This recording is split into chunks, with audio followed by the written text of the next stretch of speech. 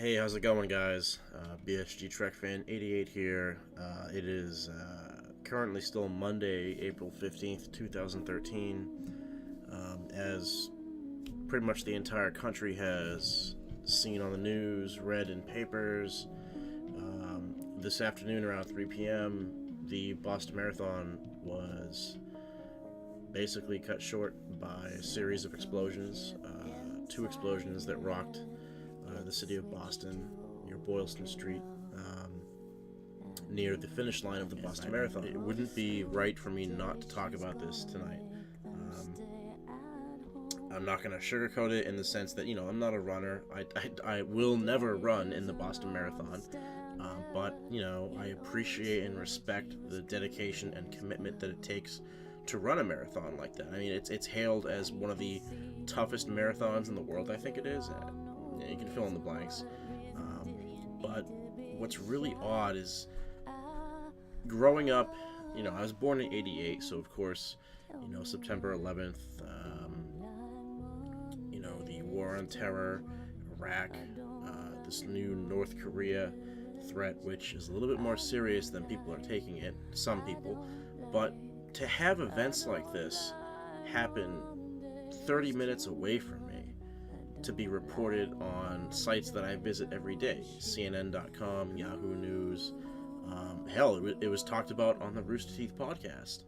And I've lived through events where I watch it on the news and go, wow, that's bad. Wow, I feel bad for New York or Washington, wherever it may be, and to have something happen like this, basically on my doorstep. I mean, I don't live in Boston, but I'm close enough. I said before, I go to Boston all the time. That's pretty. I'm not going to say that's big, but that's just.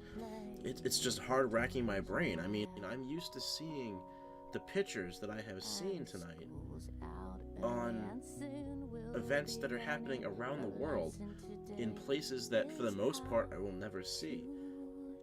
And, given the nature of where it happened, being the Boston Marathon, which is a worldwide known runners marathon, one of the top in the world, to have family members of the victims of the Sandy Hook school massacre there as well. I mean, this is very, very, and the last 20 minutes of my day, I was, okay, it's the last 20 minutes, let's get this day done, let's go home, have some dinner, maybe have a drink or two. I had a lady who came out and got the mail for me, and I was like, oh, here's your mail, have a nice day. She goes, oh no, did you hear what happened? I'm like, I don't have my phone on me, what's up today?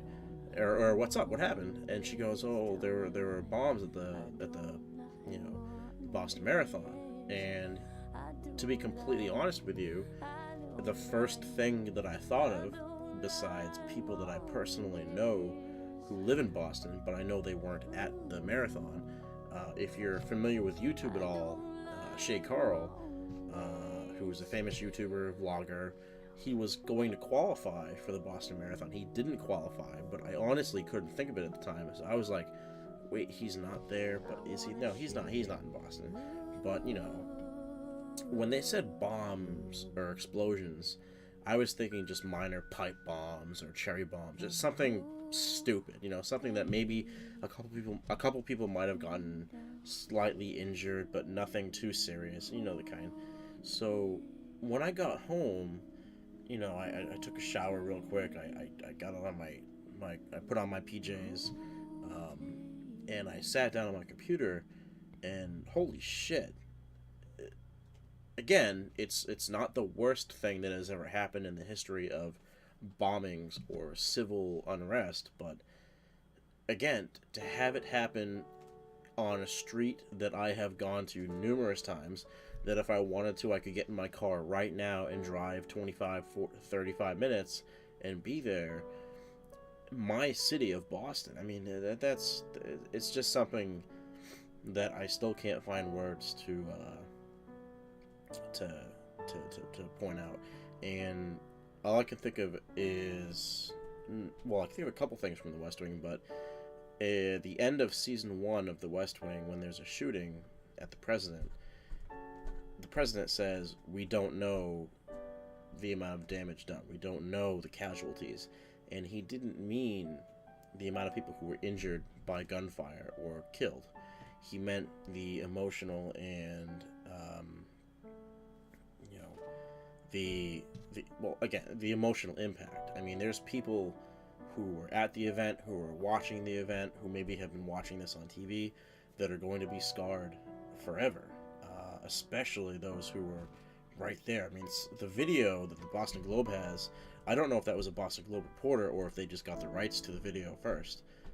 That to be present at that explosion, I mean, that's something you're never going to forget.